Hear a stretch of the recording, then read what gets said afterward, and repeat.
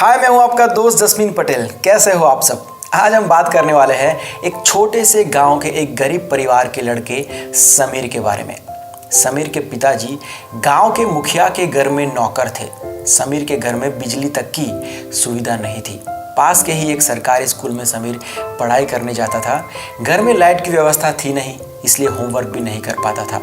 इसलिए कभी कभी उसे स्कूल से पनिशमेंट मिलती थी। जब वो 8वीं में था तब उसके स्कूल टीचर द्वारा पढ़ाए गए एक पाठ में एक कहानी पढ़ी जिसमें किसी आईएएस अधिकारी के बारे में बताया गया था। तभी समीर ने आईएएस बनने का सपना देख लिया। अक्सर जब भी कोई पूछता तो वो बताता कि मैं बड़ा होकर आईएएस ऑफिसर बनूंगा। सब उसके ऊपर हंसते थे और कहते थे कि आईएएस बनने के लिए शहर जाना पड़ता है बेटा, और वहाँ जाने के लिए काफ़ी पैसों की ज़रूरत पड़ती है। सरकारी स्कूल का बच्चा कभी भी आईएएस नहीं बन सकता है, और ये तुम्हारे बस की बात तो बिल्कुल भी नहीं है। धीरे धीरे समीर ने उसी सरकारी स्कूल से इंटर की परीक्षा पास कर ली। तब उसने अपने पापा और भाई को अपने सपने के बारे में बताया। उसके पिता ने कहा कि बेटा, मैं चाहता हूँ कि तुम आगे पढ़ाई करो, लेकिन हमारे पास इतना कुछ नहीं है जिससे तुम पढ़ाई कर सको, तुमको मैं शहर भेज सकूँ। समीर के भाई ने 8वीं के बाद ही नौकरी करना शुरू कर दिया था, और उस गांव में भी बहुत ही कम लोग थे जो ज़्यादा पढ़े हुए थे। इसलिए समीर को भी मुखिया के घर पर काम लगाने के बारे में सोचा जा रहा था।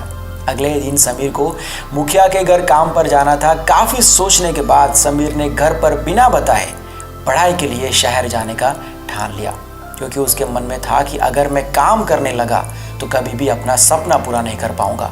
और अगली सुबह वो शहर के लिए निकल गया। शहर जाने के बाद समीर एक दिन तो ऐसे ही भटकता रहा। उसे समझ नहीं आ रहा था कि वो क्या करे, किससे मिले। उसके पास उस वक्त ना खाने के पैसे थे ना रहने के पैसे थे। उसने सबसे पहले काम ढूंढना शुरू किया। उसे एक होटल में काम भी मिल गया और वहीं पर वो रहने लगा। उस होटल में काम करने के बाद जो पैसे इकट्ठा हुए उससे उसने एक छोटी सी जगह किराए पे ली। अब वो काम करने के साथ साथ छोटे छोटे बच्चों को ट्यूशन भी देने लगा था। साथ ही इतिहास से बीए की परीक्षा की तैयारी करने लगा, और वो परीक्षा उसने पास की। अब वो दिन में 4 घंटे बच्चों को ट्यूशन देता और 4 घंटे होटल में काम करता था। 4 ही घंटे पढ़ पाता था। फिर उसने होटल में काम करना बंद करके ट्यूशन ज़्यादा करके पढ़ाई का टाइम ज़्यादा निकालने लगा। लगातार 3 बार असफलता मिलने के बाद वो हारता जा रहा था। एक तरफ उसने सोच रखा था कि वो अब आईएएस ऑफिसर बनकर ही गांव वापस जाएगा। उसने हिम्मत नहीं हारी और मेहनत करता गया। लगभग 6 वर्ष हो चुके थे गांव से आए हुए। इन 6 वर्षों में वो केवल अपने लक्ष्य को पूरा करने के लिए मेहनत करता रहा, अपने सपनों को सच करने के लिए मेहनत करता रहा।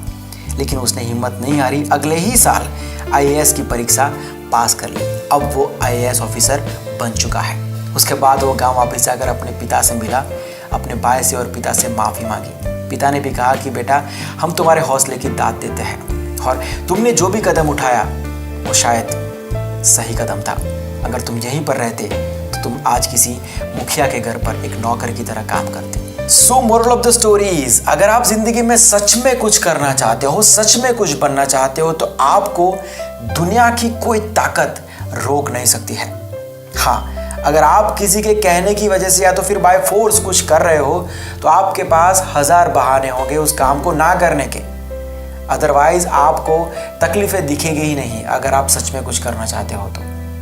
दूसरी एक बात, कभी भी लोगों की मान्यताओं को, लोगों की सोच को अपने ऊपर हावी मत होने दो। लोगों ने कह दिया कि आप ये काम नहीं कर सकते और लोगों की बात सुनकर आपने उस काम को करना छोड़ दिया। ऐसा कभी नहीं होना चाहिए। लोग क्या सोचते हैं उससे ज़्यादा ज़रूरी है आप क्या सोचते हो। दुनिया में कोई और आपके साथ खड़ा रहे ना रहे, आपको खुद के साथ खड़ा रहना पड़ेगा। और जब आप खुद के साथ खड़े रहोगे तो आपको किसी और की ज़रूरत ही नहीं है। उम्मीद करता हूँ कि आपको ये पॉडकास्ट से कुछ सीखने ज़रूर मिला होगा, आपको कुछ मोटिवेशन मिला होगा। अगर आप भी मुझे अपनी कहानी भेजना चाहते हो तो नीचे लिंक आपको डिस्क्रिप्शन में मिल जाएगा। आपको कहानी इंस्टाग्राम के ऊपर सेंड करनी होगी, और आज से हम हर तरह की स्टोरीज एक्सेप्ट करेंगे। यानी कि आपकी रियल स्टोरीज के साथ साथ आपकी पढ़ी हुई, आपकी लिखी हुई स्टोरीज भी हम यहाँ पर कवर करेंगे। और एक बात, आपने इस पॉडकास्ट में जितने भी स्केचेस देखे वो सारे स्केचेस शुभजीत मंडल ने बनाए हैं। अगर आप शुभजीत के और पेंटिंग्स देखना चाहते हैं तो उसका लिंक भी आपको डिस्क्रिप्शन में मिल जाएगा। ओके देन, मैं हूं आपका दोस्त जस्मीन पटेल। मिलते हैं बहुत जल्द एक नई कहानी के साथ, एक नए एपिसोड के साथ। Bye, take care and see you soon.